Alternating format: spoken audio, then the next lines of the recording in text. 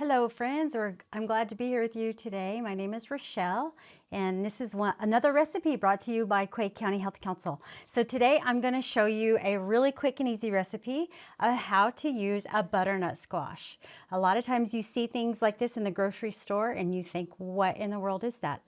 So this is just a squash and it is loaded with all kinds of vitamins and minerals, including A, C, and E, and there's a lot of B vitamins in this also, as well as a lot of fiber. So this is one of those power-packed vegetables that if you can get it into your diet, it would be very beneficial to your health. And so I'm going to show you real quick how to cut it up.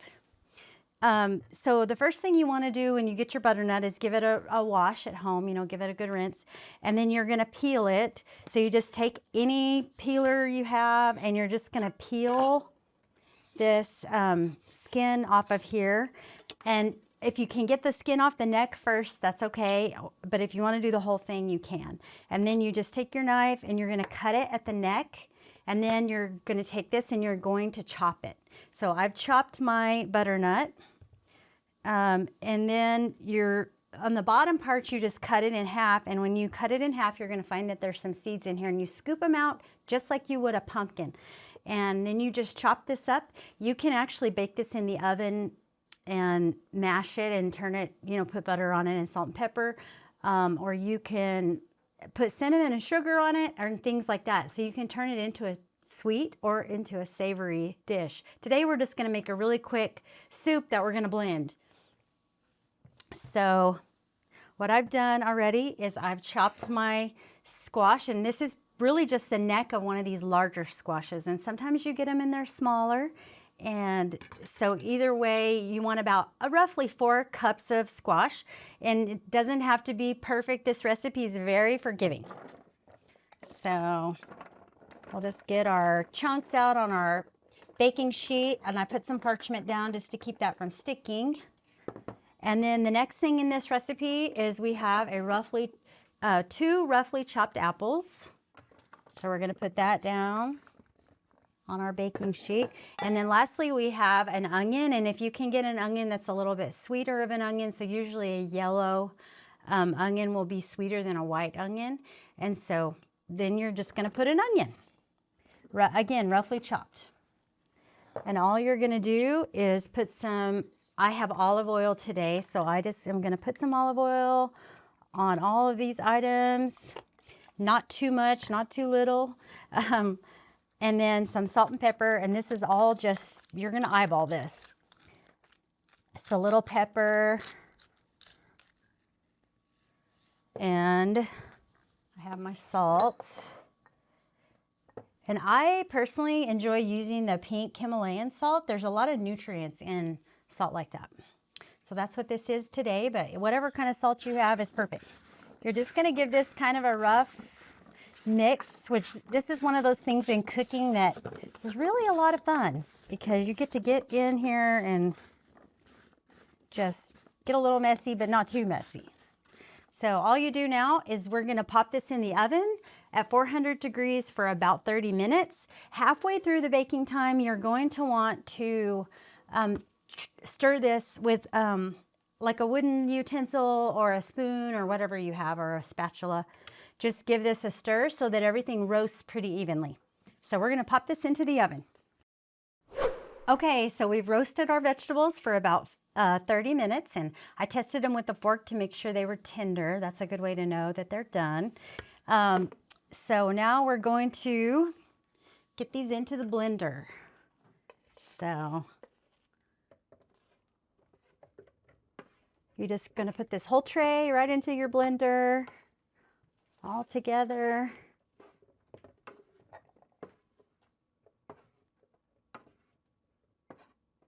When we get done making this, you're going to see how beautiful this orange color pops. And so when you're looking for butternut, I've noticed that you really can find them year-round, but they are especially plentiful in the fall. You can usually find them at your local grocery store. I didn't mention this earlier, but you can also buy butternut frozen in the frozen section often. It's not always there in every store, but I've noticed several stores are starting to carry it. So you can buy it frozen, and you could roast the frozen just the same way we did the fresh. Okay, finally got all those in there. Now we are going to add just a few ingredients so that, because this is a simple soup, we don't want to have too much to have to add. So we're going to add about 1/4 teaspoon of cinnamon,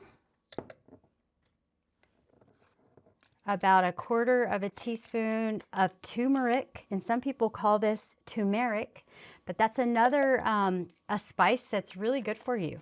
It has a lot of health benefits. Helps with inflammation specifically. And then I'm going to add 1/4 teaspoon of salt. And we're going to add 1/3 cup of broth. And here I'm adding chicken broth. And I prefer to buy broth that has less ingredients on it if you can find that. But you don't have to use chicken broth in this. You could use vegetable broth if you prefer vegetable broth. And then finally, we're going to add half to 1 can of coconut milk, depending on what kind of consistency you would like your soup to be. Make sure when you add your coconut milk that you shake the can, because often with coconut milk, it kind of consolidates into the bottom and needs to be shaken. But you could also use any kind of milk you want, but a creamy milk would be better, a full fat milk. So you could use an almond milk or just cow's milk, but full fat would be preferred. But I am using coconut today because my recipe is not only gluten-free, but it's also dairy-free. So I'm going to start with about half a can, and I'm going to blend and see how this looks, and then I'll add more if I think it needs it.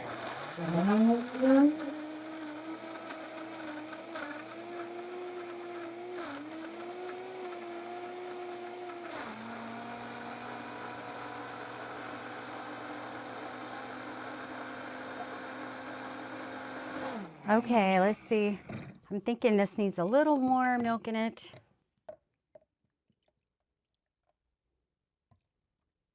I added probably another 1/4 cup there.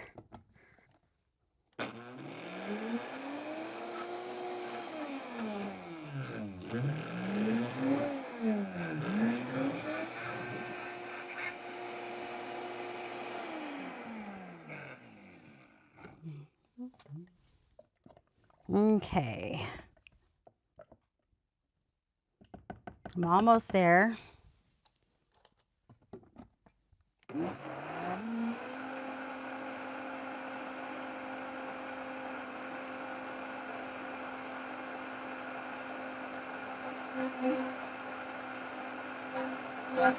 All right, our soup is done. And if you find, that you think it got kind of cool, you could always put it on the stove and warm it a little more.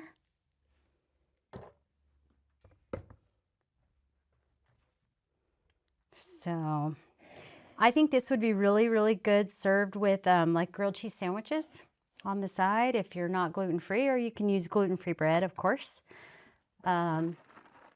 You could garnish it with some croutons. I happen to have some gluten-free ones, so that is helpful. And of course you can always, garnish with something pretty like a little cream or something like that. So thank you, and I hope you enjoyed this recipe. I hope you will try to make it and try something different and new. So thanks.